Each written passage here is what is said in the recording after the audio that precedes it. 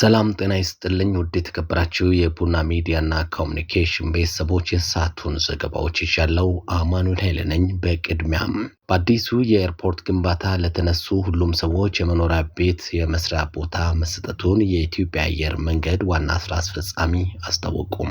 በአዲሱ የቢሾፍቱ ኤርፖርት ግንባታ ምክንያት ለተነሱ ሁሉም ሰዎች የመኖሪያ ቤት ግንባታ መሰጠቱን የኢትዮጵያ አየር መንገድ ዋና ስራ አስፈጻሚው አቶ መስፍን ጣሰው ገልጸዋል። ዋና ስራ አስፈጻሚው የአየር መንገዱን የ6 ወራት የስራ አፈጻጸም አስመልክቶም በሰጡት መግለጫ የቢሾፍቱ አዲሱን ኤርፖርት ለመገንባት የተነሱ አርሶ አደሮች ነበሩ። በአሁኑ ወቅት ለተነሱ ሁሉም ሰዎች በቢሾፍቱ ከተማ ዘመናዊ የመኖሪያ ቤት ተገንብቶ ተሰጥቷል ነው ያሉት። ከዚያም ባለፈ ገቢ ማግኘት አለባቸው ብሎ በማሰብ የመስሪያ ቦታ ተገንብቶ ተሰጥቷቸዋል ሲሉ ዋና ስራ አስፈጻሚው ገልጸዋል። የኤርፖርቱን ግንባታ አስመልክቶ ለመጀመሪያ ፌዝ ስራ 3 ኮንትራክተሮች ወደ ስራ መግባታቸውንም ተናግረዋል። ከዚያ በኋላ ለሚከናወኑ የግንባታ ስራዎች 35 ዓለም አቀፍ ኮንትራክተሮች ፍላጎት አሳይተዋል ብለው በቀጣይ 10 ቀናት ልየታ በማድረግ ጨረታ የሚወጣ ይሆናል ብለዋል።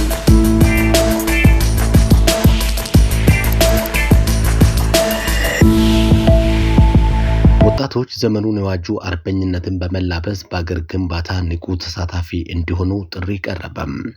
ወጣቶች ዘመኑን የዋጁ ጽናትና አርበኝነትን በመላበስ በሰላም እንዲሁም በአገር መንግስት ግንባታ ላይ ንቁ ተሳታፊ ሊሆኑ እንደሚገባ የአዲስ አበባ ከተማ ሰላምና ጸጥታ አስተዳደር ቢሮ አስገነዘበም።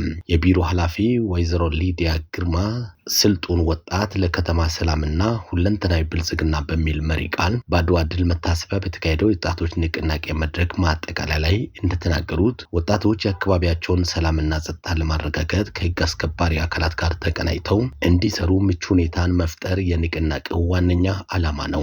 በምክንያት የሚያምን ወጣት ለመገንባት በርካታ ስራዎች የተከናወኑ መሆኑን የጠቀሱት ኃላፊዋም መድረኩ በቀጣይ የሚካሄደውን ምርጫ ፍጹም ሰላማዊ በሆነ መንገድ እንዲከናወን ትልቅ እገዛ እንደሚያደርግም ገልጸዋል። የአዲስ አበባ ወጣቶችና ስፖርት ቢሮ ምክትል ኃላፊ አቶ ክብረአለም ደምሴ በኩላቸው በንቅናቄ መድረኩ ከ500 ሺህ በላይ ወጣቶች መሳተፋቸውን ገልጸዋል። ይህም ወጣቶች የከተማዋን ሰላም በማጽናት ረገድ ያላቸውን ሚና ለማሳደግ እንደሚያግዝም አብራርተዋል።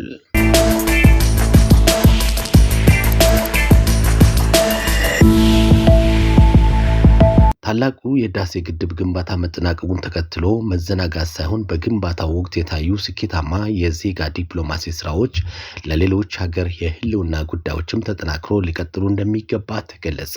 የፖለቲካል ሳይንስ ዓለም አቀፍ ግንኙነት ባለሙያ ፕሮፌሰር ብሩክ ኃይሉ እንደገለጹት ግድቡን ገድበናል ብለን መዘናጋት የለብንም።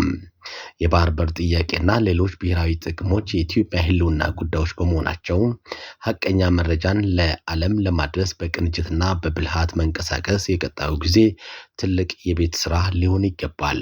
መንግስት ከውጭ አካላት ብድርና ድጋፍ ሳይጠብቅ በሀገር ውስጥና በውጭ የሚኖሩ ዜጎችን በማስተባበር ግድቡን ለፍጻሜ ማብቃቱ ትልቅ ተጋድሎ መሆኑን ያስታወሱት ፕሮፌሰሩ ግብጽ አሁንም አሳሪ ስምምነት ለማምጣት በዲፕሎማሲ መስክ እየተንቀሳቀሰች በመሆኑ የዜጋ ዲፕሎማሲ ስራ በዘላቂነት መከናወን እንዳለበትም አሳስበዋል። በቅርቡ አንዳንድ የአሜሪካ መሪዎች ስለ ግድቡ የተሳሳተ ግንዛቤ እንዲኖራቸው መደረጉ የግብጽን ዲፕሎማሲያዊ ጥረት እንደሚያሳይ የጠቀሱት ፕሮፌሰር ብሩክ እንዲህ ያሉ ማደናገሪያዎች እውነት መስለው እንዳይቀጥሉ ዝምታ ተሰብሮ በሀገር ጥቅም ላይ በፈጣን የፐብሊክ ዲፕሎማሲ መሟገት እንደሚገባም አጽንኦት ሰጥቷል።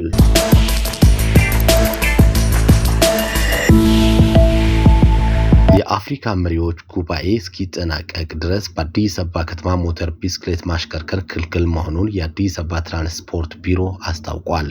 በዚህም መሰረት ከነገ የካቲት 4 ማለዳ ጀምሮ እስከ ማክሰኞ የካቲት 10 2018 ዓ.ም ድረስ በከተማ ሞተር ቢስክሌት ማሽከርከር ተከልክሏል። ክልከላው የጸጥታና በመንገድ ትራፊክ አገልግሎት ዘርፍ የሚሰሩ አካላትን የማያካትት ሲሆን የሞተር ቢስክሌት ባለንብረቶችም ሆኑ አሽከርካሪዎች እስከተጠቀሰው ቀን ድረስ በትዕግስት እንዲጠብቁ ቢሮ ጥሪውን አቀርቧል። ይህንን ጊዜያዊ ክልከላ በሚተላለፉ አካላት ላይ ጥብቅ እርምጃ እንደሚወሰድም ቢሮ አሳስበዋል። የአፍሪካ ህብረት የስራ አስፈጻሚ ምክር ቤት መደበኛ ስብሰባ ነገና ከነገ በስቲያ እንዲሁም የህብረቱ መሪዎች ጉባኤ የካቲት 7 እና 8 በአዲስ አበባ ይካሄዳል።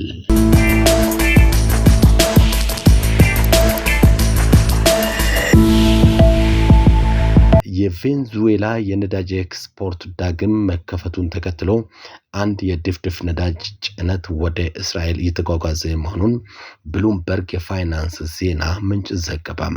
ይህንን የንግድ ልውውጥ እንደ አውሮፓውያን አቆጣጠር ከ2020 አጋማሽ ወዲህ ቬንዙዌላ ለምታመርተው ነዳጅ እስራኤል የመጀመሪያዋ ገዢ የምትሆንበት አጋጣሚ ነው። ይህ የነዳጅ ጭነት የተጀመረው ከወር በፊት የቬንዙዌላ ፕሬዝዳንት ኒኮላስ ማዱሮ በአሜሪካ ቁጥጥር ስር መዋላቸውን ተከትሎ በአገሪቱ ላይ ተጥሎ የነበረው የኤክስፖርት እገዳ ዳግም እንዲከፈት በመደረጉ ነው። በቬንዙዌላ የታየው ድንገተኛ የስልጣን ለውጥ አገሪቱ ከአሜሪካና ከምዕራባውያኑ አጋሮች ጋር ያላትን ኢኮኖሚ ግንኙነት ዳግም እንድታድስ መንገድ ከፍቷል።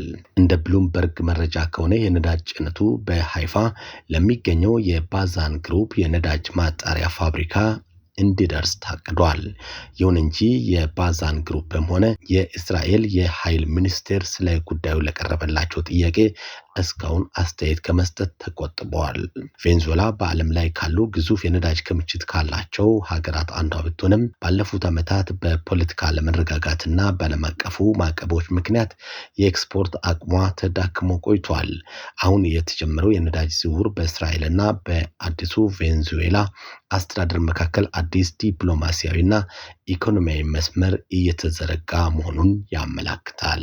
ሰላምና ጤናን በያላችሁበት ተመኘው። የሳቱ የሀገር ውስጥና የውጭ ዘገባዎችን ይመስላሉ። አማኑኤል ኃይለ ነበርኩ። መልካም ቀን።